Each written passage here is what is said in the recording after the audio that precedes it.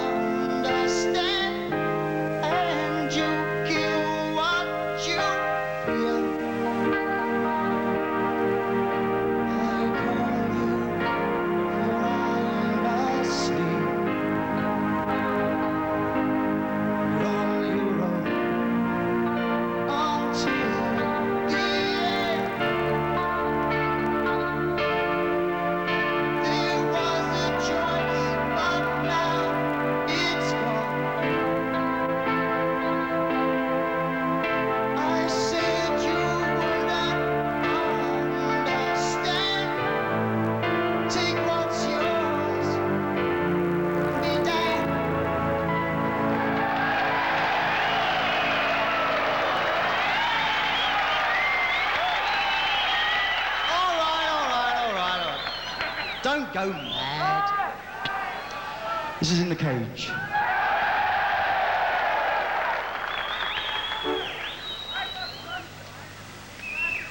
I got sunshine in my stomach, like I just want my baby to sleep. I got sunshine in my stomach, but I can't keep you from creeping sleep, sleep deep in the deep.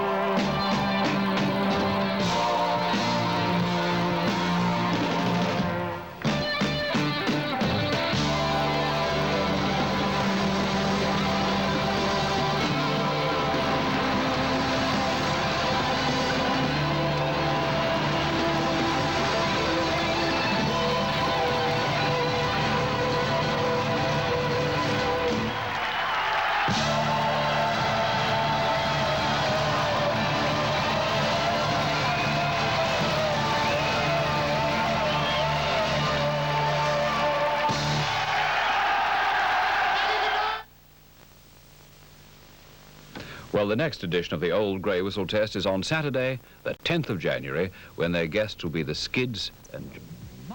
Jet Productions brings you another one of Sally the Fabulous Miss James's almost legendary pub interviews.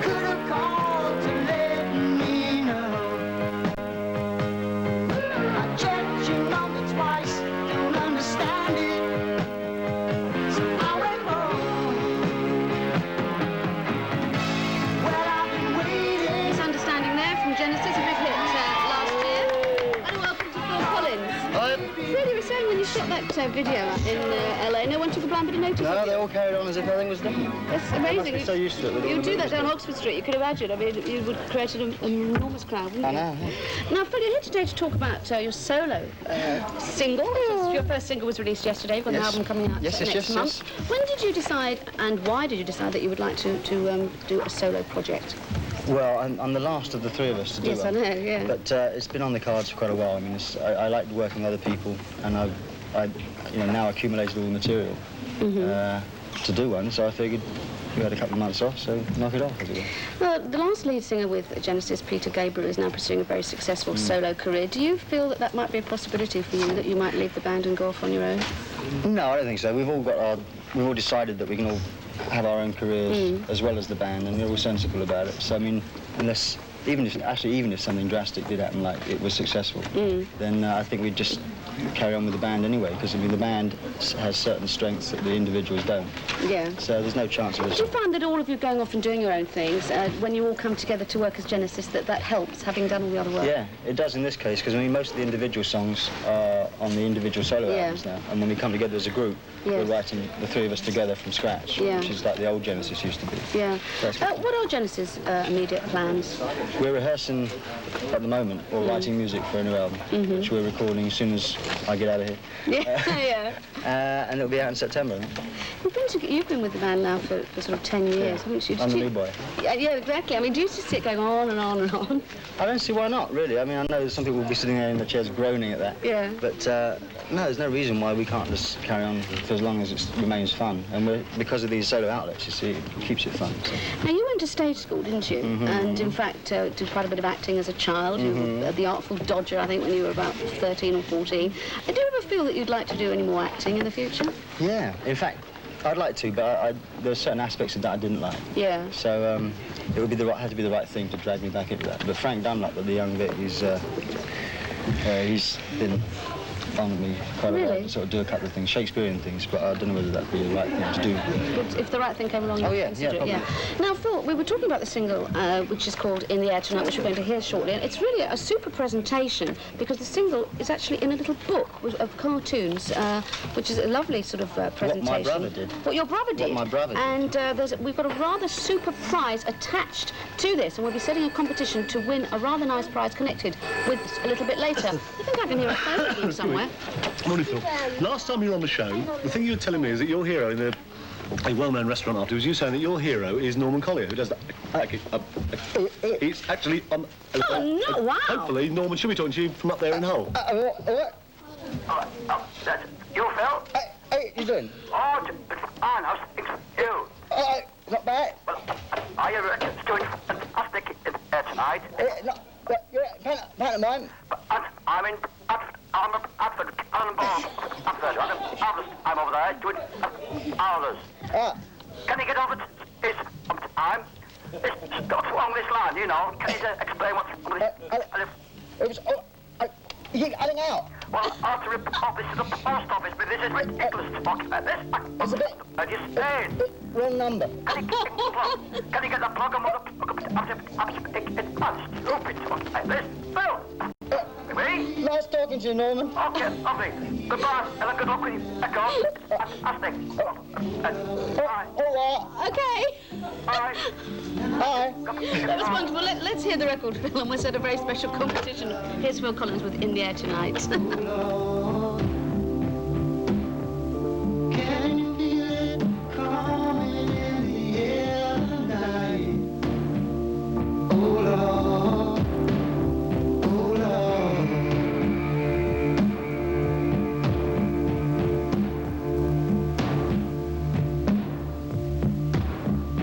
Well, if you told me you were drowning, I would not lend a hand. I've seen your face before, my friend, but I don't know if you know who I am. Well, I was there and I saw what you did. I saw it with my own two eyes. So you couldn't wipe off that grin. I know where you've been. It's all been a pack of lies. And I can feel it coming in the air tonight. Oh Lord. Well, I've been waiting for this moment for all my life. Oh Lord. I can feel it coming in the air tonight. Oh Lord, oh Lord.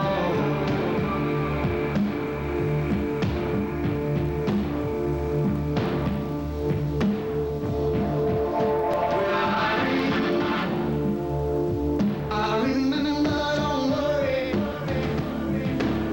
How could I ever guess the first time, the last time we ever met?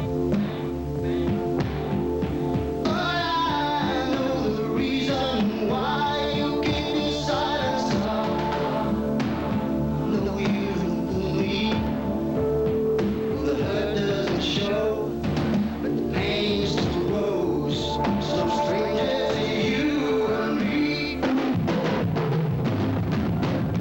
I can feel it coming in the air tonight. Oh Lord. But I've been waiting for this moment. Right, welcome back. In the Air Tonight, with Phil Collins. Great, and don't forget there's a far rather special Phil Collins competition. Yes, we will definitely. We promise faithfully we'll set. After the next... Hang on, I think Hergy wants to meet you. Elton, I've always wanted to meet you. Right, let's zip speedily through 8 and overs. We've already set you 2 parts of our 3-part competition this week.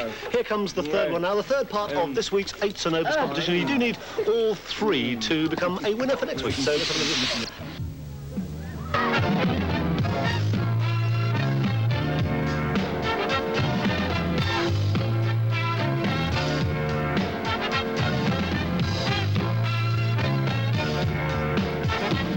So you finally came right out and said it, girl.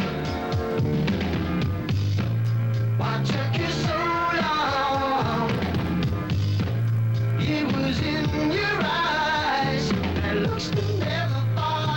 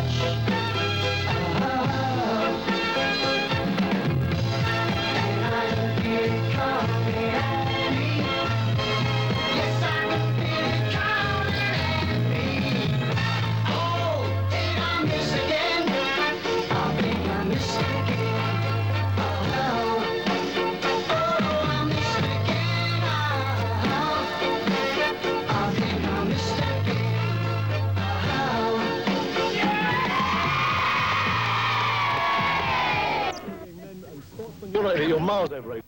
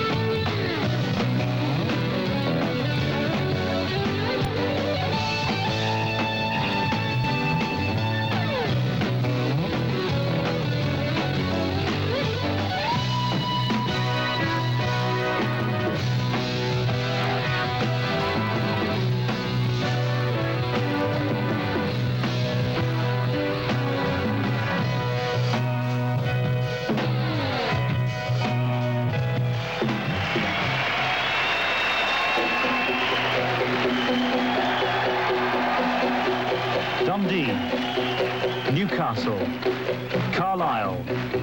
The tour of a major British rock band rolls on. Tons of equipment moving between each location. Thousands of fans eagerly wait. Tonight, Genesis in Liverpool.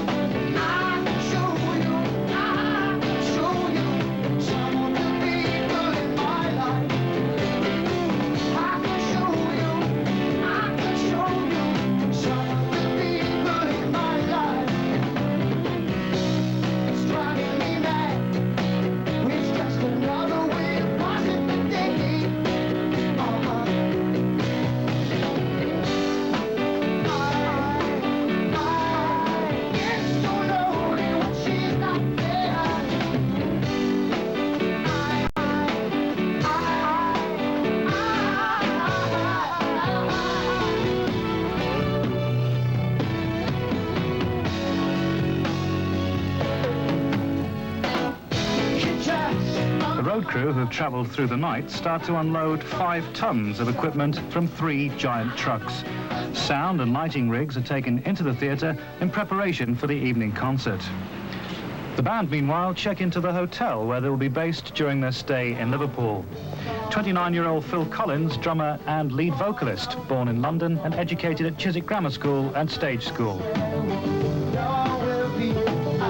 Mike Rutherford, 29, guitars and backing vocals, born in Guildford, Surrey, and educated at Charterhouse Public School. Fellow Charterhouse pupil Tony Banks, also born in the South in 1950, is the keyboard player for Genesis, and with Mike and Phil, the only original members of the band. On the road, Daryl Sturmer on guitars and Chester Thompson on drums join the lineup.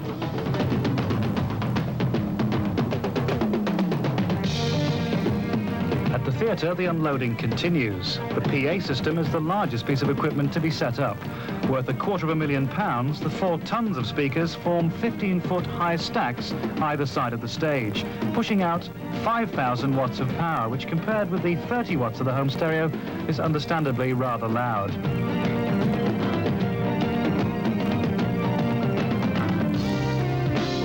Back at the hotel, the band have a meeting with their manager Tony Smith over lunch. Until the setting up has been completed at the theatre, there is little the band can do in connection with their evening performance. With the sound equipment now in place, the group's instruments are set up. The personal road crew of 5 are responsible for setting up about 30 drums, 40 cymbals, 8 guitars and 6 electronic keyboards. The lighting director, Alan Goldberg, and his crew of 5 set 367 lights, of which 80 are aircraft landing lights. 32 different colours, 40 different lighting scenes. The wide selection of promotional material, badges, posters and T-shirts are laid out in the foyer. For the band, press interviews and photo calls. And of course, everywhere they go, fans and more autographs. I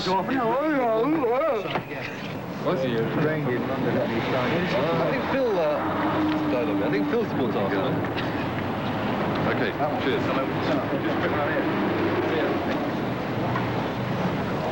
Liverpool's Radio City features an afternoon radio interview.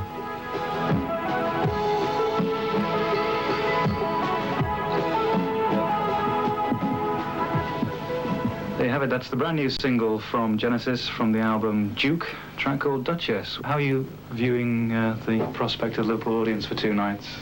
There's towns you know are going to be good and kind of rely on. It's actually often quite dangerous because sometimes you sort of build up too much. Remember last year, not this year, Newcastle was good this year, but last year we played Newcastle. We were kind of thinking, yeah, it's not really a great audience, and it was slightly disappointing. This time it's very good. There are supposed to be several hundred forged tickets in circulation. I mean, what are your thoughts on according to the fans, the guys outside said 7,000 or 8,000. I think you said 700 or 800. I think 700 or 8,000 is a bit. It'll be a couple of million by the time we get down to the gig. Does that cause a problem, presumably, before the gig? There, I mean, if the tickets are having to be checked that thoroughly before the kids are coming in, then it must slow. The process of people coming in very slow, which means we go on later, which means there's more risk of us being drunk. Sorry. This is an afternoon radio show. That's right.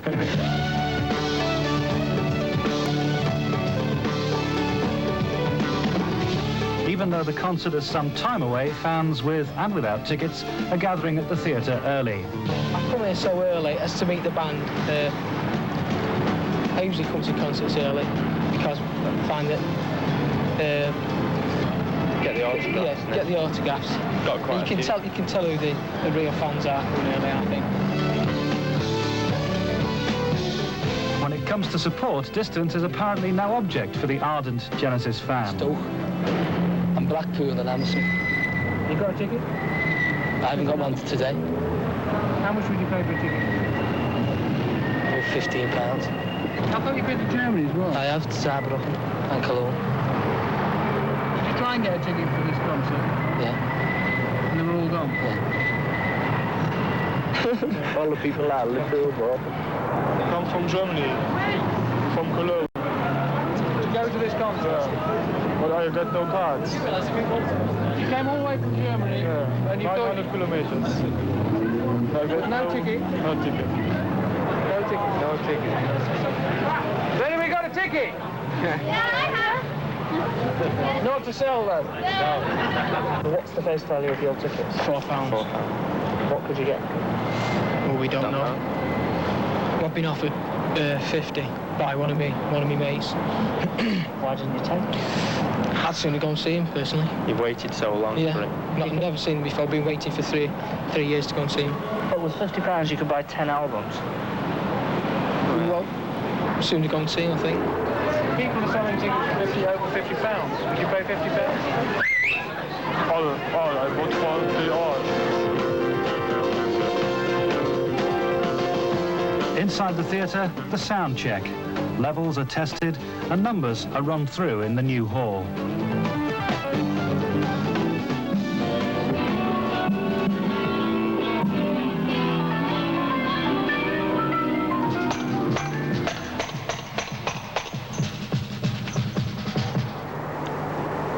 What is it about this band that generates such support? Well, I'm a member of the fan club. I've supported them since 1974 when I first got into music since then, and they just hit me. Their music hit me because I heard Nursery Crime. Sound original. The keyboards were something different. Certain amount of musicianship that they had, it's just a damn sight more than a lot of other people didn't. You know, some people maybe go to Pink Floyd or Well, quite a lot of the fans, I think, go to more heavy metal bands, as well as, you know, more, you know, classical rock bands like Genesis. Yeah, I think Genesis, they cover a wide range of musical taste. The earlier material as well. Which will appeal to far more people than, say, just heavy metal bands. Genesis appeals to basically everyone. What about your mates?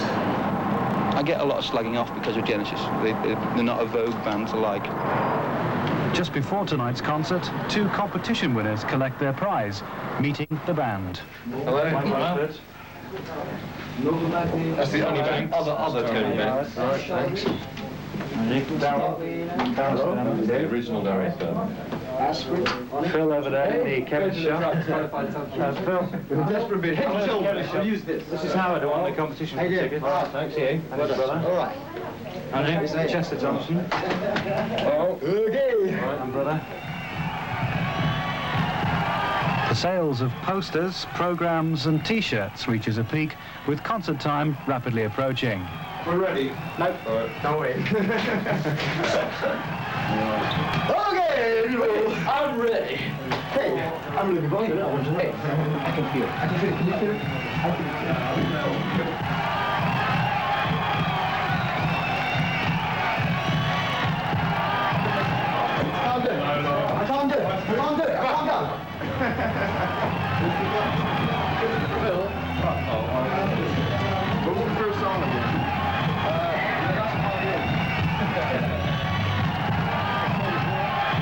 With a large number of forgeries in circulation, all tickets are scrupulously examined, making entrance to the theatre a long, slow process.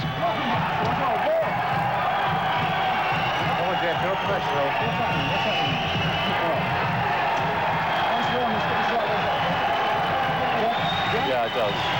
It really does.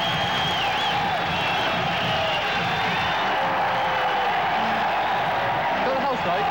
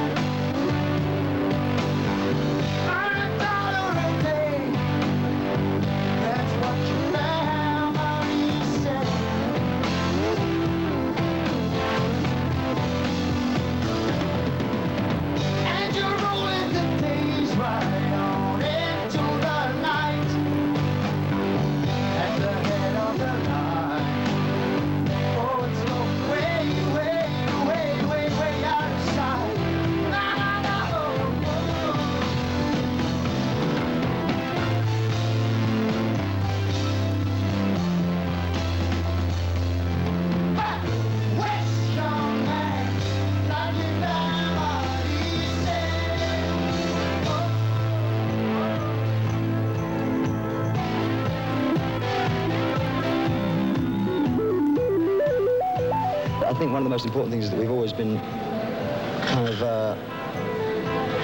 unaffected by trends and fashions in music, really. And we've always really made the music we want to make. And consequently, we're not subject to those kind of changes that most bands go. I mean, bands come, have hits, go. And so that kind of situation changes, the turnover is quite quick. But with bands, I mean, we were one of the last bands, for instance, to come out of the club, college, university circuit. After that, it was all down as the singles started becoming very, very important. Whereas with us, we actually built up the following throughout many, many years, basically, of just like, you know, steady incline.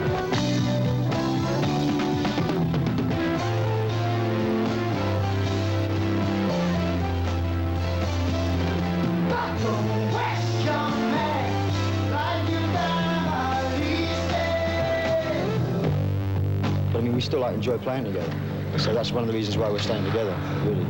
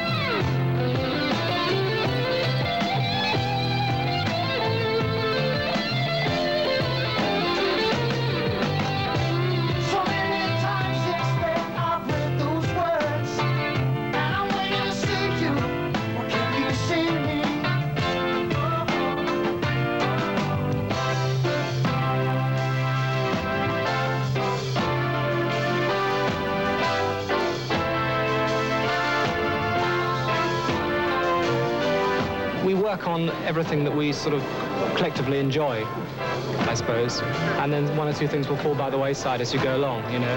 One always has a sneaking feeling that one or two things aren't going to make it, but you sort of, you work on them anyhow to see what happens. And sometimes those things do develop into good numbers. It's a sort of subtle thing, you know, no one necessarily says that much about it. You just have a sort of feeling there's a lot of energy for this bit or that song. There's not so much energy for that song, so that other song sort of gets phased out. And as the album, the time you go in the studio draws near, you find you're sort of whittling it down to roughly album length.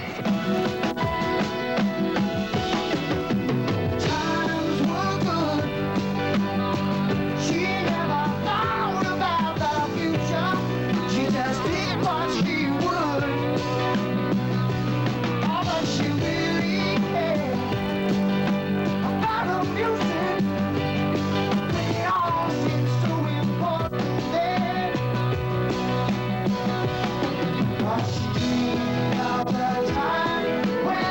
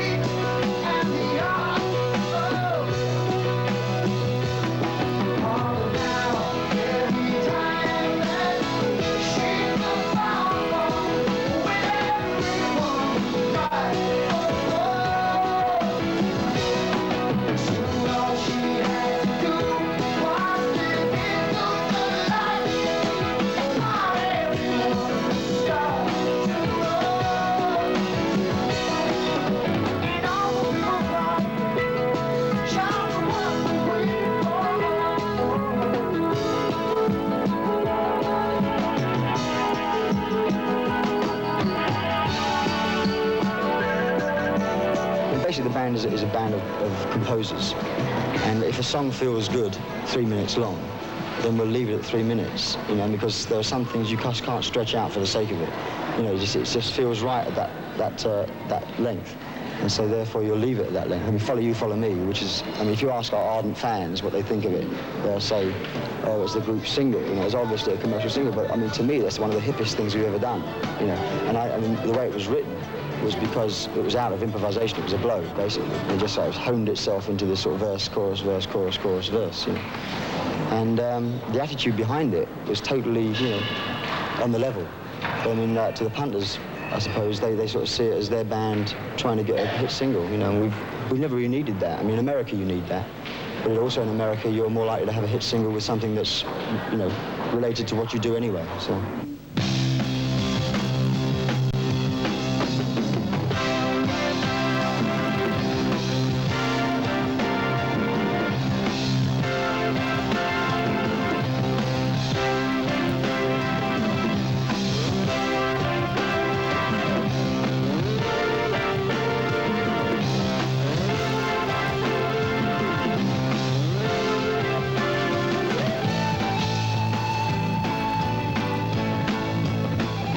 With new material, trying to introduce new material to an audience, because people basically come to a concert to have a confirmation, you know, and they feel safe with what they're hearing, and they like to hear the songs they know, because then they can sing along with them, you know. And if you give them too much new material, luckily our album's been doing very, very well, so all our fans that are coming to see the gigs know it. You have to sort of think of the set in the same way, dare I say, that you would titillate a woman, you know. I mean, you have to sort of, you know, you have to reach some kind of climax, hopefully.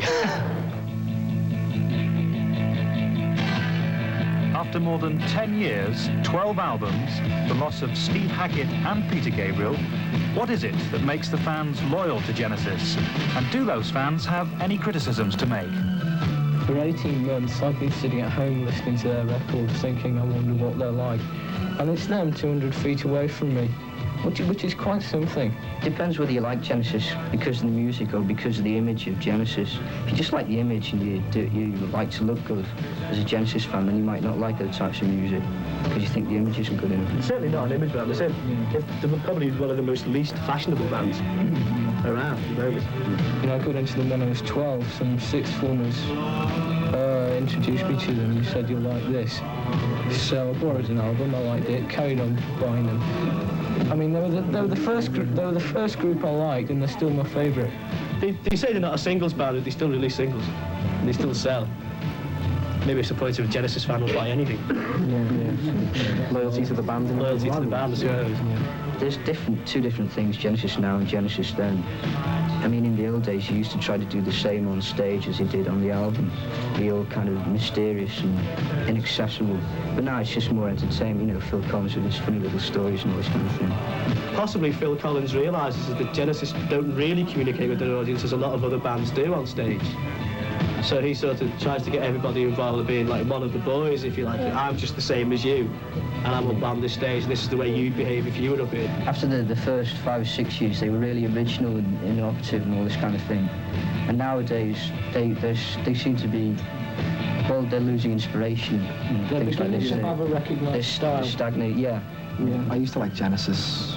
I mean, I'm not being condescending. When I was about 14 and 15, you know, with the old Genesis, I saw them with Gabriel. I saw Gabriel by himself just after he left them.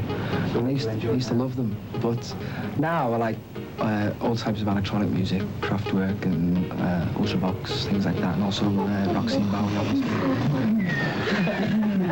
See, the thing that amuses me there is, like, I've stood there for an hour now and listened to everybody talking about how great Genesis are. And I've always, you know, I've liked Genesis, but I've got my critical points to say about, you know, what I would have said about them. But I wasn't going, bored, snow, and all the rest of it, because that's what they're into. Whereas because I'm into my kind of music, and it differs from theirs, it's a typical reaction. The Genesis fan can't take criticism. Well, it's not so much he can't take criticism, he's very limited in his outlook on music. Not true. Perhaps you've got a sense of humour, but the more that we can say for bands like Kraftwerk and people like that who make that sort of music. Well, not necessarily. Oh, girl.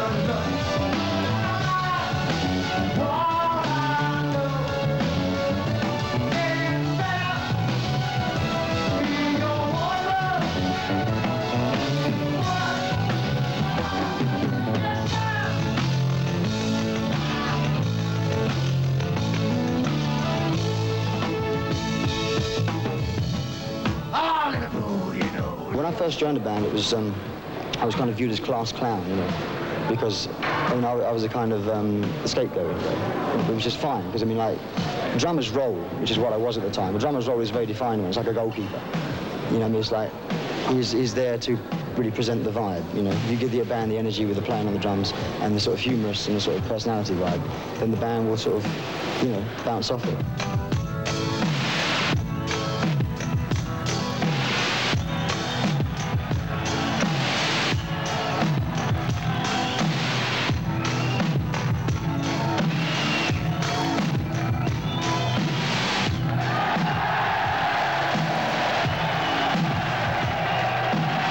Is definitely the performer. My role is definitely as a writer. You know, I'm not a very natural performer, but in a group nowadays you've got to kind of contain all the different aspects within the group. In the old days, I suppose there used to be writers who never performed and performers who never wrote. We're easy now. 5 people, as we were when we started, developing as sort of personalities, expanding as writers and musicians, need more room. And we could barely contain 5, and now then we were 4 for a while, and they kind of developed, and you could barely contain that. And now there's 3 of us, and there's a lot more room for each person to breathe and move in, which I think is actually the secret. In a group where everyone writes, it is a problem. 3 is quite a good number.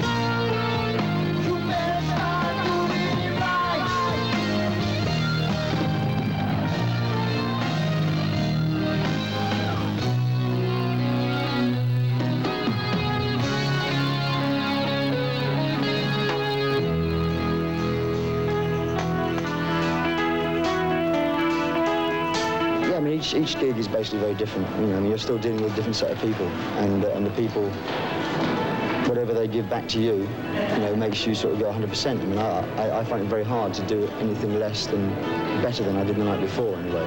Just because to me it's like an ongoing thing, you know. You're just trying to do it a little bit better every night. I mean, we haven't actually got to the situation now yet that we're on automatic pilot on stage.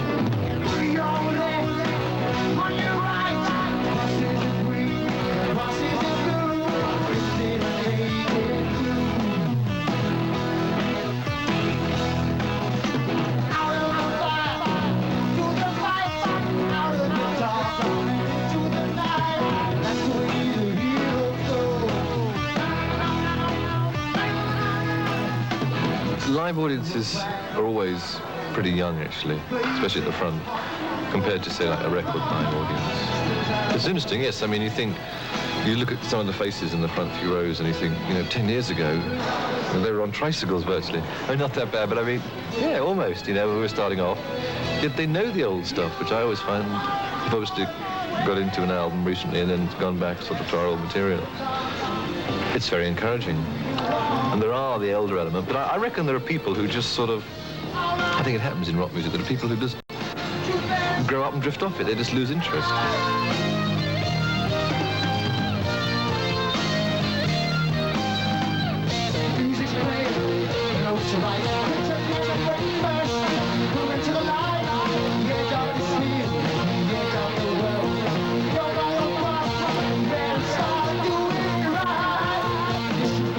We never really had a sort of a long-term plan as such. It's just, I mean, I think actually, in fact, what's really helped us has actually been the people leaving the band. It's given us a breath of fresh air, because when bands keep going for that long, it's hard for things to sort of stay fresh, really, because you've got the same people. However much they change, they produce similar sort of music. And you just try and, I suppose, every year you just try and get a fresh element in the group. Like the way you do an album, or the way you write together, or your approach. That gets one of the hardest things after 10 years.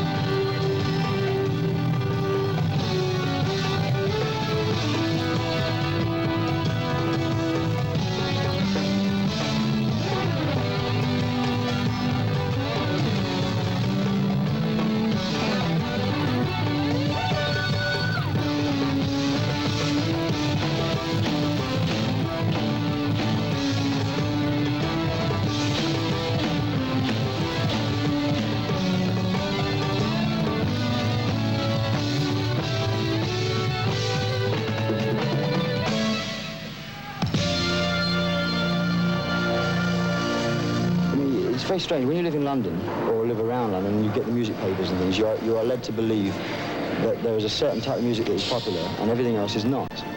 And if you actually ask the punters, they'll, you know, the people that come to see our gigs, will go and see Motorhead. You know, they'll go and buy a Clash album. They'll go and see Susie and the Banshees, you know, and they'll also come and see us. I mean, it's like some as me. I like Weather Report. I like Stephen Bishop. You know, I like John Martin. I just like all different kinds of music and artists, and it's the same with fans.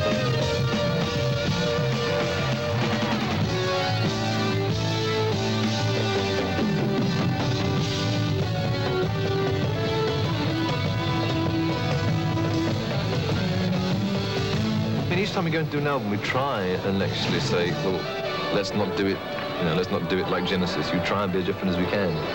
It is hard. As soon as we start sort of going down, I dare say we'll start thinking about whether we're doing the right thing. But at the moment, we're writing music that we like and other people like as well. So, you know, as long as more people keep getting to it, then that's fine.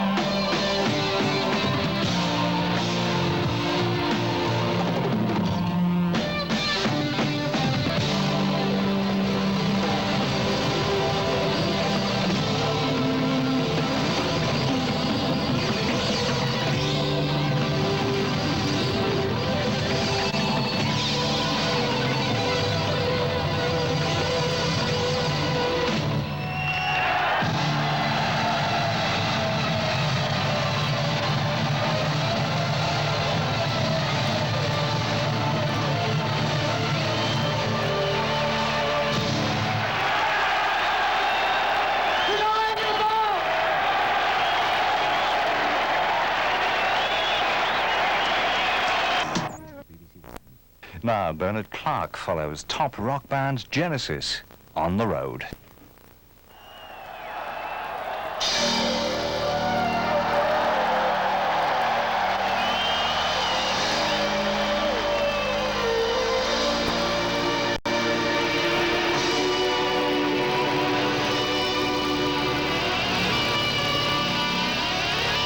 I remember we were once described by an East Grinstead local paper as a folk blues jazz rock mystical group.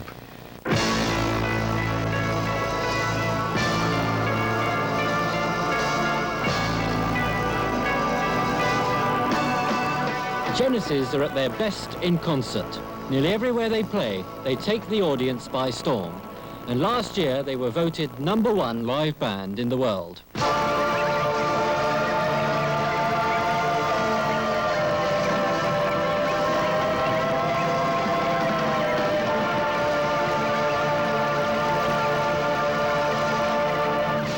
This film is about the group and the 100 people behind them. The roadies, the truckers, the sound team, the lighting crew, the engineers and the management. More background personnel than a symphony orchestra. We follow them on 3 European dates, from Mannheim across Germany to Leiden in Holland, then over the channel to the Rock Music Festival at Nebworth in England.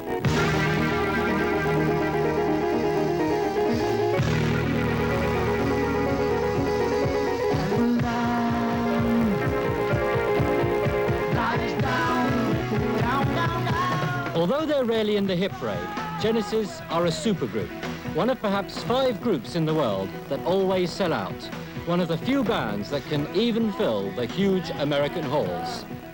The millions of fans are there for more than just the sound. 200 jumbo jet lights change exactly to the music. The special effects would make a Hollywood mogul proud.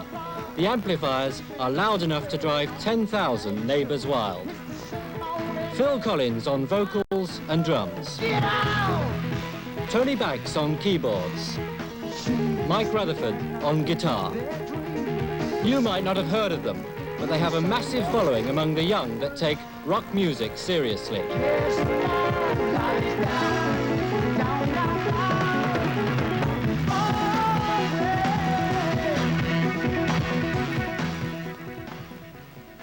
First, the group themselves. And in the beginning was Charterhouse. A carved oak table tells a tale of times when kings and queens sipped wine from goblets brave would lead their ladies from out the room to August cool. It might seem odd that a successful rock band should have started out at a major public school. The tradition was for Vaughan Williams and the classics, not rock music, so the influence of Charterhouse is limited to being the place where the group first met. We used to just sort of play together in dining rooms and things like that. Various people in the school used to do the same sort of thing, go around with, you know, drum kit that was made up of a sort of snare drum and one bass drum and things. And just trying to sort of imitate these kind of groups. Was it encouraged? I wouldn't say it was encouraged, no. In fact, it wasn't, but it wasn't as discouraged as it might have been. It depended a lot on your particular housemaster. I think Mike suffered a lot of discouragement. I was banned from playing guitar throughout my whole career there. Really? Although I did, but I mean, I wasn't, I had a funny housemaster, yes. It was a very sort of strange period. But it probably made me do it even more. You know what it's like when you're not allowed to do something. In spite of the opposition, they survived the discipline and left in '68 to form a professional group with Peter Gabriel as singer. Over the next couple of years, the band was constantly changing, and in the summer of 1970, they auditioned for a drummer and finally chose Phil Collins, previously the drummer with Flaming Youth. And it was quite funny because the day I'd auditioned, they had about 4 or 5 other drummers down there. And I was the first there, but not the first to be seen. So they had a swimming pool in the back garden. It was luxury compared to what I was used to. And we used £5 a week in Flaming Youth, you know. And here was £10 a week, which was, by those standards, quite, you know, quite extortionate. Anyway, they had a swimming pool, and Peter invited us both to go swimming, myself and Ronnie. And so we went swimming. And all the time, you know, I was listening to the other guys doing their parts. And of course, they were offering the same, you know, they were auditioning the same kind of pieces for everybody. So by the time I got to play, I knew all the bits, you see. So I walked in there pretty slick, you know, and I sort of made it sound a bit hard. And then I'd play along. And I suppose I impressed everybody. So I got the job. His background was theatrical and could hardly be more different from the rest. He started acting when he was 6 and finally went professional in his teens as the Artful Dodger. Yeah, when I was on my 14th birthday, actually, that was when I first did my first professional job. Although I did some modelling, you know, like for knitting patterns and stuff, which is all rather embarrassing. Knitting patterns, really? Yeah, well, you see, my mother was involved in the theatrical agency for kids. I did a lot of other things. I did television, half-hour, 30-minute theatres, BBC Two and stuff like that, which was okay. But the last thing I did was a film, a children's film, called Calamity the Cow, which has just been re-released. And featuring Phil Collins from Genesis, it said. Really? Which, Do you like your performance? I've never seen it. I'd like to go and see it. I had to drag along one of my children to Saturday morning picture. But I fell out with the director, you see, because at that time I was starting to grow up a little bit and had my own idea as to how my part should be played. And I was supposed to be the main kid in the film. But because I didn't really sort of see eye to eye with the guy, I went on holiday somewhere during the film. You know, he wrote me out of the film. And I went on holiday halfway through and came back just in time to rescue the cow. Dad, you said I could have a cow of my own. Can I have this one? Oh, now, hold on. I'm in one of our herd. You said I could choose. Yes, you did. That's right, Dad. It looks like you're in a spot. Sell? Well, the same to me. All right, I'll take her. We're going to have to buy you beforehand. Very, very nice.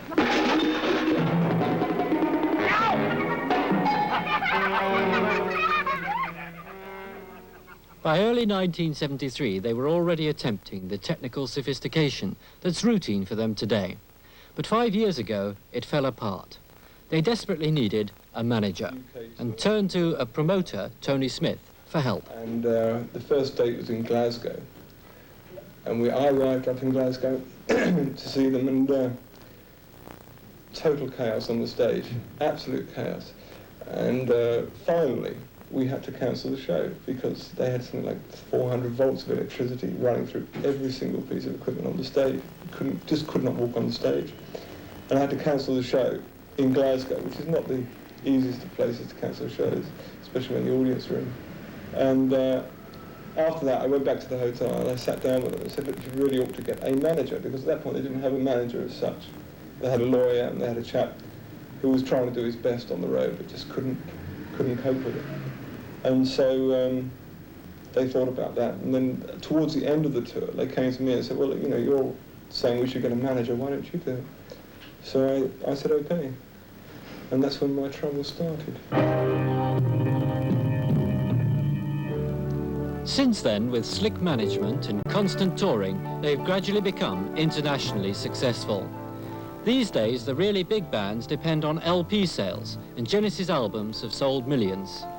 They've slowly evolved into a fairly highbrow group with a reputation for never playing a bad concert. And if they're not household names, it's because their music, although melodic, would never go down in the discos. We never expected to become successful, I don't think, really, although we always had the confidence that we could do it. It's a kind of a double thing. We always knew that we were a good group, and that if we kept going and we had a few breaks, which we have had, that we could be successful, I suppose, from that point of view. But then you never feel you're actually going to get those breaks. There are so many moments. It takes such a long time. I mean, Genesis has, in fact, existed in one form or other for 10 years. And you just don't feel you're ever really going to sort of get there. Are you surprised to be where you are now? Yes, when I think about it, I never thought we'd get anywhere like this. But then you can never look that far ahead. When I was starting off, I thought if we played a marquee club in London, I thought, Christ, we made it, you know, success. But when you got there, the marquee club was like history, it wasn't important, and you go for the next thing. There's always another stage. My job is almost like running a factory, in as much that you have the group, which you could describe as a design team, and the originators, and also the board of directors. And then you have the road crews, and you have the merchandising organisation, i.e. the record companies, you have the legal department, accounts. It's running a factory, basically. I mean, when we're on the road, I mean, we're talking about involving, if you include the people that work on the road, we're involving up to 100 people one way or another. 100 people, controlled by manager Smith, but all dependent on 3 travelling musicians. In the middle of May, we joined Genesis in Europe to film behind the scenes of that massive touring operation.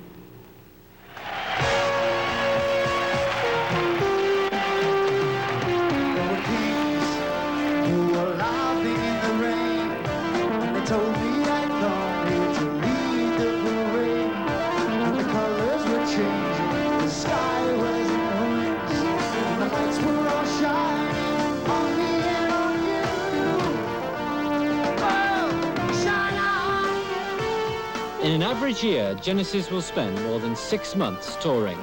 200 nights in different hotels and halls, the different countries merging into one ecstatic crowd. When we joined them late on a Thursday night, 11,000 Germans were leaving the Ice Stadium in Mannheim with decibeled ears and British music in their hearts. Before the last fans have left, the operation has already started. How to get a stage full of lights and sound gear reassembled and working 350 miles away in Holland by Saturday lunchtime. Behind the group are the 37 members of a tough, highly paid and highly strung road crew. This is an 8-hour day compressed into as little time as possible. In the 2 hours it takes for the band to eat and wind down, some of the most sophisticated rock equipment yet invented is put to bed. 20 tons of lighting, staging, faders, speakers, lasers, mirrors, drums, microphones, guitars and organs to be packed away. And tonight the German stagehands, who usually come with the hall, had unexpectedly gone home. What's happened to the stagehands? That's what I'd like to know. They all split. I don't know. You know, usually it takes, we have a 13-man light crew, 5-man sound crew, which is like 18 to 20 people all together to do this, and we're supposed to have 20 extra people here that the house and local promoter provides, and they help us set down, and then right now, they're all gone. There's nobody here. They're all gone.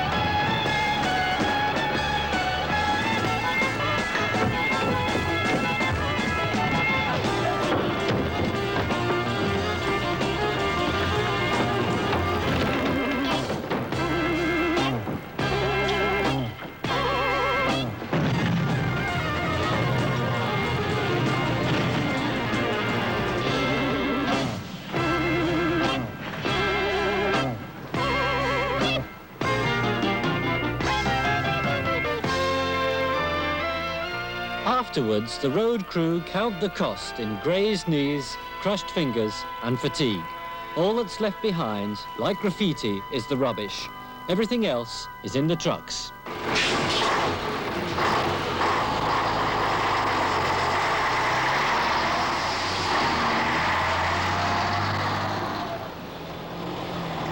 Like the rock band they service, the trucks are noisy, modern and effective.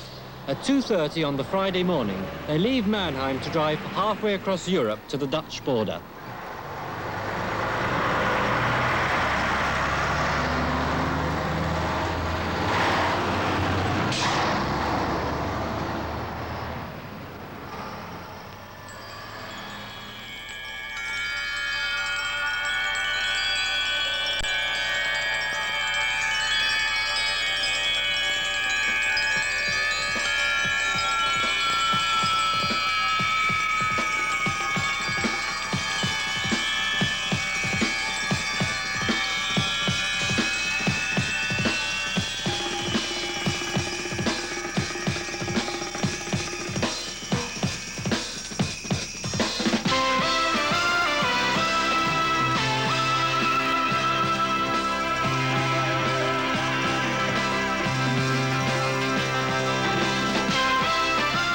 The trucks, like the band, come from England. Edwin Shirley Trucking have their headquarters on a farm in Kent and lead the world in the rock trucking business. For the Genesis tour, they had 8 300-horsepower tractors, each with 40-foot trailers and a £65,000 luxury coach for the crew.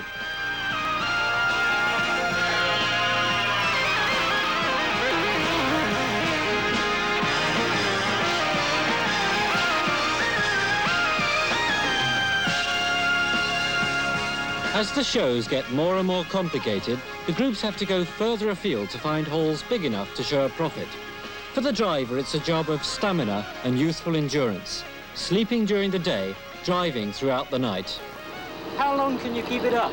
Another 5 years, 10 years? Oh, that's a difficult question, isn't it? It's not a career, is it? After 9 years, at the moment, I don't know. It's impossible to say. So far, everything's going okay. I'm not about to give it up tomorrow, but you never can tell. It's when you're away all the time, never, no home really, just gypsy on the road. You can only do it for so long, although I don't know how much longer I can do it for. How do you feel about the way you've seen the rock music industry change? In the old days, it was a Ford Transit. Well, out of the transits, obviously it's good for us as a transport company, but I must say that a lot of the time it seems to be on the overkill side of things. It's interesting that the groups are prepared to spend that much money on a production, because it is expensive to carry around this much equipment, and this number of people, 30 people on this tour, in the crew, over 30. Well, the trucks alone have cost, what, about 50,000 for the 4-week tour? Just about. The trucks and the bus together, yeah, a bit over 50,000.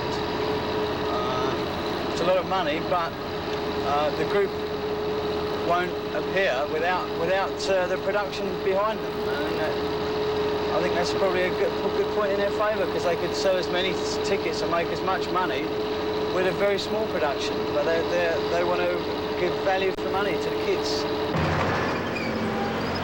If international rock music knows no barriers, the equipment does, the customs.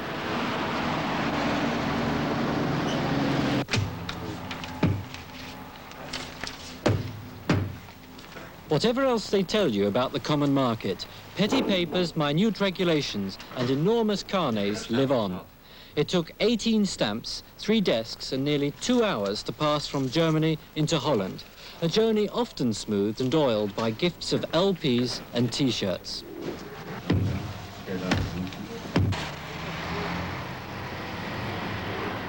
For the coach, the problem is different. How to get through without waking up everyone on board.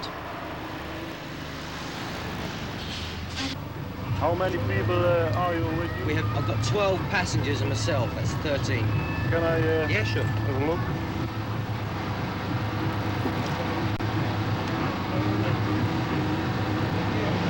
Bye. See you next time. Okay. Bye.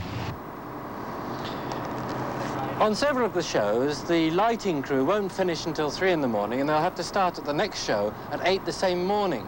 So obviously they need a special kind of transport. Well, this is the latest thing in crew luxury, the crew coach. For a start, the seats have got special air rider suspension system. And then at the back, firstly, a very essential toilet, and then in here, a specially mirrored shower. Fascinating if you want to see yourself rather than the TV. And of course, back here, the kitchen area. A fridge for the beer, a sink here, and up the top, a cooker. I'm talking fairly quietly as well because back there are 13 members of the lighting crew asleep.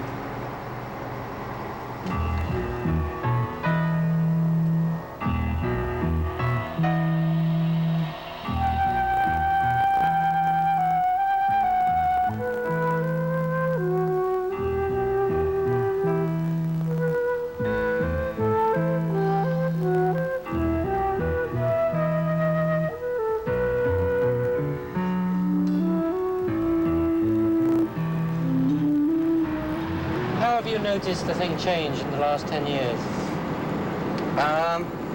Well, the first thing I noticed was when I went to America. Everybody's so professional over there.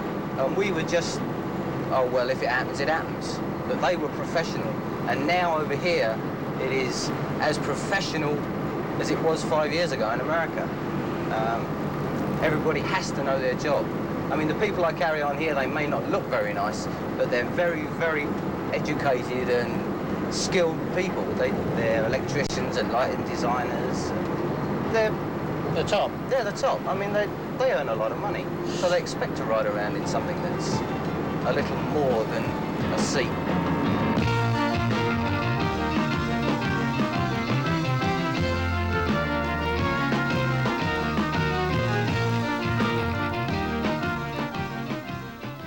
It's now 9:20 on the Saturday morning. I'm tired, the truckers are tired, the crew are tired, but already they've converted an old cattle market into the beginnings of a pop arena. In a few minutes, they'll have clipped the last of 200 lights onto the gantries, and the hard physical work will have finished. Then the technology begins. There's so much technology behind the Genesis show, you sometimes wonder what it's for. Is it the music or a demonstration of electronic perfection? The machinery of modern rock has outgrown its origins. There are 96 lighting channels with lights at every conceivable angle. And then, of course, there's the laser. Well, this is my control panel here, and I don't know whether you can pick this up. It's awful bright in here.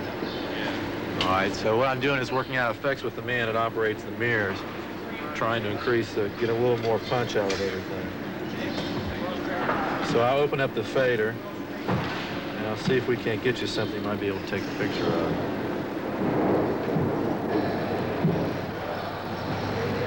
Why do you need a computer for mirrors?